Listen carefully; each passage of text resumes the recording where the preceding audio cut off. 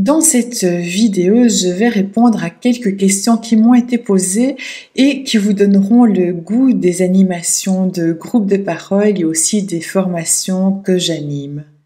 Mais tout d'abord, quelques annonces, à savoir déjà que ce soir, je propose un soin collectif à distance. C'est-à-dire que vous ne devez rien faire de spécial, sinon peut-être vous mettre au repos pendant une vingtaine de minutes, le temps où je vais me consacrer vraiment à prodiguer ce soin. C'est une expérience collective, c'est une expérience de laquelle j'attends des retours.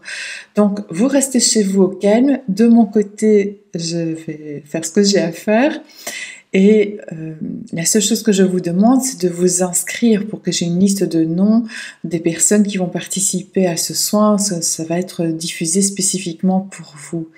Et puis, ce qui me serait vraiment agréable, c'est que vous m'envoyiez un message en privé pour me dire ce dont vous souffriez et comment vous vous sentez après ce soin. Alors, ce n'est évidemment pas quelque chose qui remplace des soins médicaux, pas du tout. C'est plutôt quelque chose qui va faciliter les soins que vous recevez justement par des praticiens dont c'est le métier.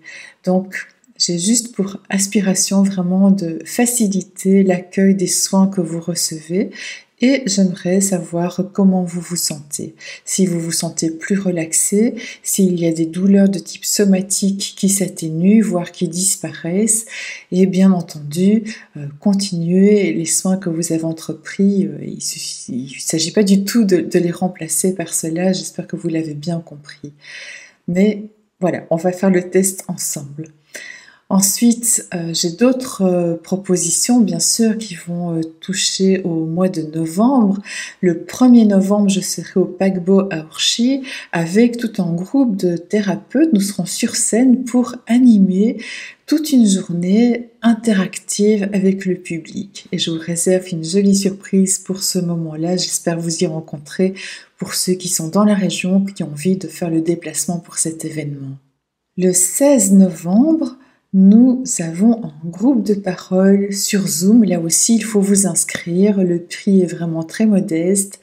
Et l'idée est de venir avec les difficultés qui vous traversent et on va les analyser sous l'angle de la non-dualité pour voir comment en sortir. Et puis enfin, du 19 au 23 novembre, j'ai la grande joie de refaire 5 soirées consécutives dédiées à la découverte de la non-dualité. C'est un atelier vraiment particulier parce que déjà le fait de se voir 5 soirées consécutives, eh bien on a le temps de se découvrir, de tisser un lien entre nous, de se sentir plus à l'aise pour poser des questions. La première soirée, c'est la découverte, mais après vous allez voir, il y a une ambiance qui s'installe, c'est toujours formidable. Qu'on soit peu nombreux ou plus nombreux, c'est toujours une expérience que j'aime beaucoup. Je vais vous présenter avec des slides une douzaine de sujets différents qu'on aborde quand on est dans un chemin spirituel. On va voir... le premier soir, c'est des généralités, c'est une introduction, mais qui est déjà quand même assez costaud. Il y a beaucoup de choses à voir. Et puis chaque soir, on va développer 3 sujets par soir. Et donc chaque soir, vous allez pouvoir, outre ces 3 sujets abordés, posez vos questions. Et puis le dernier soir, je vous fais une brève présentation de la formation plus longue que je propose. Il ne s'agit pas de faire du forcing pour la vente, c'est pas du tout le but, mais c'est l'occasion pour moi de vous expliquer ce que ça contient. Et puis vous êtes totalement libre, bien sûr, d'entreprendre ce programme de 3 mois, maintenant, dans 2 ans, ou jamais. C'est vraiment votre souhait propre parce que pour moi, de toute façon, il faut des personnes qui ont vraiment envie de le faire pour que ça fonctionne, sinon ça n'a aucun intérêt ni pour elles ni pour moi. Et puis, bien, on arrivera rapidement aux soins suivants du 23 novembre et puis un tas d'autres choses encore qui nous attendent, notamment un atelier d'art le 24 et encore d'autres sujets au mois de décembre. Donc ça, je vous invite à aller voir avec le lien que je mets dans le descriptif de cette vidéo parce que là, c'est complet et puis vous avez les liens pour vous inscrire.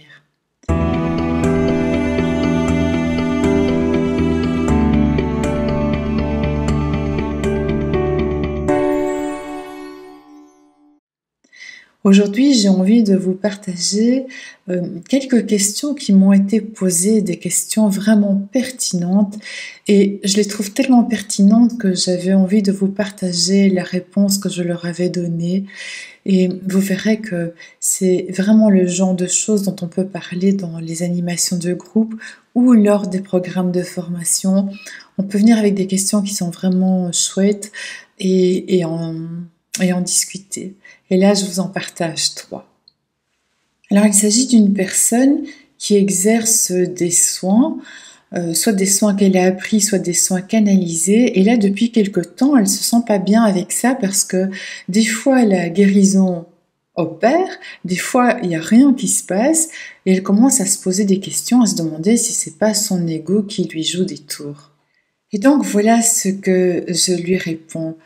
Effectivement, parfois notre ego, il vient perturber notre équilibre parce que à partir du moment où on ose faire des choses et qu'on sort un peu de ce qu'on pourrait appeler notre zone de confort, lui, il commence à s'inquiéter des libertés qu'on prend et il nous dit attention, attention. Est-ce que tu es bien sûr de ce que tu fais? Est-ce que tu n'es pas en train de t'inventer des choses? Non, mais pour qui tu te prends? Parce que tu crois peut-être que tu as des dons de guérison, etc., etc. Parce que lui, il se dit effectivement, s'il commence à avoir une forme de don, eh bien peut-être que moi, je ne vais plus servir à rien, que je vais disparaître. Et donc, notre ego, il essaye de tenir et il va nous arrêter dans nos élans. Enfin, il est là pour se protéger, pour protéger sa survie, et donc il va mettre un holà à toutes nos belles initiatives. Et bien souvent, on parle de lumière en spiritualité, on parle de déployer sa lumière, être une lumière, voir la lumière, et on oublie de parler du côté ombre. Or, s'il y a bien quelque chose d'essentiel, c'est de parler de cette forme de noirceur, qui n'est pas du tout un jugement négatif, une punition, une condamnation, etc., mais qui est le reflet des croyances et des limites que l'on se met. Alors quand on commence à être dans le doute, eh bien le doute d'abord c'est pas mal en soi, c'est une manière de revisiter son fonctionnement et de revisiter aussi tout ce qui semble nous poser problème, comme le doute, l'incertitude, le manque de confiance en soi, etc. Et donc c'est plutôt une question d'être et pas une question de savoir-faire. C'est être, se permettre d'accueillir, recevoir, faire ce qu'on a à faire, mais sans attente, sans attachement au résultat non plus. Et je pense que quand on essaye quelque chose, bon, cette personne elle essaie des soins, une autre pourrait essayer une toute autre activité. Quand le doute revient, on devrait pouvoir se permettre de se poser un moment et observer ce doute, observer ses inquiétudes, observer ses peurs et le jugement que l'on a vis-à-vis de soi-même. Et en devenant observateur de cela, eh bien, on voit que ça finit par se dissoudre et à passer son chemin. Et la véritable affirmation de soi, c'est le fait de pouvoir se détacher de tout et à ce point que justement ça ne nous touche plus. Et quand quelque chose ne nous touche plus, comment voulez-vous que ça vous ébranle? Ce n'est pas possible. Une autre question qui a été posée est celle de savoir si tout ce que nous vivons est déjà prédéterminé. Est-ce que nous sommes venus expérimenter toutes ces choses? Et donc, est-ce que nous sommes l'auteur du choix de notre incarnation et de la vie que nous vivons? Et là, la réponse que je donne, c'est que l'incarnation n'est pas tant le résultat d'un choix que nous faisons par rapport à notre existence, qu'est-ce que nous allons vivre. La chose la plus importante, c'est de prendre conscience que nous sommes séparés de cette source d'où nous provenons. Et c'est ça le jeu de l'incarnation. Et le jeu de la vie, c'est de nous souvenir que nous faisons partie de cette source, que nous n'en sommes pas vraiment séparés, que nous avons cette impression, parce que c'est comme si cette vie était un rêve que l'on vit, mais quelque part, on y est toujours attaché, c'est juste qu'on ne s'en souvient pas. Et donc le but de l'existence, c'est de nous souvenir de ce lien que nous avons avec la source, avec l'unité. Et dans un cours en miracle, on ira jusqu'à dire que Ce que nous sommes venus expérimenter, c'est la séparation. Et donc, la véritable expérience, ce n'est pas le monde en tant que tel, mais le retrait de nos croyances en ce monde. Comme si c'était la seule chose qui existe, on s'accroche à l'idée de notre personnage, à l'idée de notre environnement, et on est tellement accroché à ces pensées que ça devient notre identité. Et le travail que l'on fait sur soi, c'est un travail de dépouillement, se dépouiller des croyances, se dépouiller des limites pour revenir à l'essence la plus pure de notre être. Et donc la troisième question qui est en quelque sorte liée à celle-là a trait à la réincarnation. Est-ce que la réincarnation, ça existe vraiment ou pas? Et donc toujours dans le même ordre d'idées, eh bien, cette réincarnation, elle fait partie de l'illusion au même titre que la vie que nous menons actuellement. Et donc dans ce jeu de la séparation, on peut dire que par rapport à la source, par rapport à ce semblant de séparation, eh bien c'est faux, ça n'existe pas, c'est un rêve, c'est une illusion comme le reste, mais à l'intérieur de l'illusion, donc de cette vie que nous sommes en train de vivre ici, alors oui, ça a tout son sens et la réincarnation peut être vue comme quelque chose de vrai. Donc on peut voir que c'est souvent et non plus ou.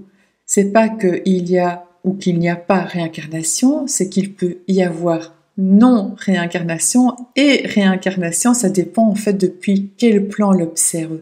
Donc pour essayer d'être encore plus clair dans ce que je vous donne, il faut regarder les réponses, elles viennent selon l'angle de l'observation. Donc si on est notre tête dans le guidon et qu'on est en train de se prendre pour le personnage et que notre vérité c'est ce corps, c'est ce monde dans lequel on est, c'est notre environnement, notre époque à cette période de vie, eh bien tout ce que l'on vit semble vrai. Donc on semble être un corps, on semble avoir des amis, on semble avoir un métier, tout cela paraît vrai, et donc dans ce même ordre d'idées, eh bien le contact avec les défunts c'est vrai, et la réincarnation c'est vrai, on part et on revient parce que il semblerait qu'on soit là pour apprendre des leçons et pour vivre des expériences. Mais si on se place d'un autre point de vue, c'est-à-dire depuis cette conscience qui observe sa projection dans laquelle on a notre place, alors depuis cette observation, on pourrait dire que tout cela n'est qu'un film, une projection, une illusion. Et depuis ce plan-là, eh bien, rien n'est vraiment vrai. Pour vous donner une image peut-être un peu plus parlante, imaginez que vous allez au cinéma.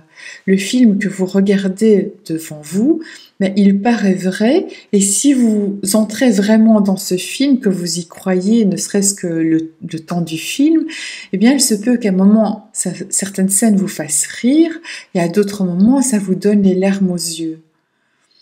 Donc, vous êtes comme projeté dans l'illusion de ce film, vous y croyez pendant l'heure et demie du film, et vous vivez les mêmes émotions que celles des personnages que vous êtes en train d'observer. Mais, à un moment donné, ce film, l'écran il redevient blanc, il est terminé, et là vous réalisez bien sûr que ce n'était qu'un film, et vous reprenez un angle de vue qui est totalement différent. Vous n'êtes plus dans le film, vous n'êtes plus en train de le vivre, vous avez du recul par rapport à celui-là. Et donc, vous n'êtes plus touché de la même manière, ce n'était jamais qu'une histoire, et vous savez que vous n'êtes pas ce film, que vous n'êtes pas un des acteurs au sein de ce film. Et donc cette distance que vous prenez vous le fait voir et sentir d'une manière bien différente que pendant que vous étiez un petit peu mêlé à l'histoire. On pourrait dire que la vie sur Terre, c'est un petit peu la même chose. Tant que vous vous prenez pour l'histoire qui est en train de se jouer, eh bien, vous êtes imbriqué dans les pensées, dans les émotions qui le concernent.